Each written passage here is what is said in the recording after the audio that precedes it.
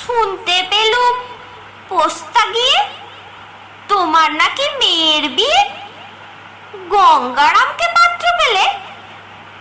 জানতে চাও সে কেমন ছেলে?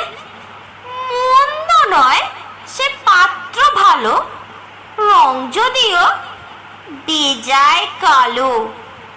তার উপরে মুখের গঠন অনেকটা ঠিক পেঁচার মতন। বিদ্যে বুদ্ধি বলছি মশাই, ধন্যী ছেলে অধ্যবসায়।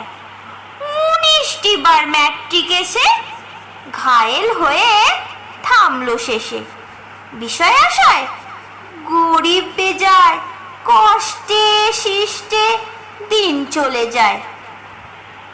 মানুষ তো নয় ভাইগুলো তার, একটা পাগল একটা গোয়ার, আরেকটি সে তৈরি ছেলে, জাল করে নোট গেছেন জেলে। কনিষ্ঠটি তবলা বাজায়, যাত্রা দলে 5 টাকা পায়। গঙ্গারাম তো কেবল ভোগে পিলের জ্বর আর পাণ্ডু রোগে। কিন্তু তারা উচ্চ ঘর, কংসরাজের বংশধর। শ্যামলাহিরি বনগ্রামে কি যেন হয় গঙ্গারামে।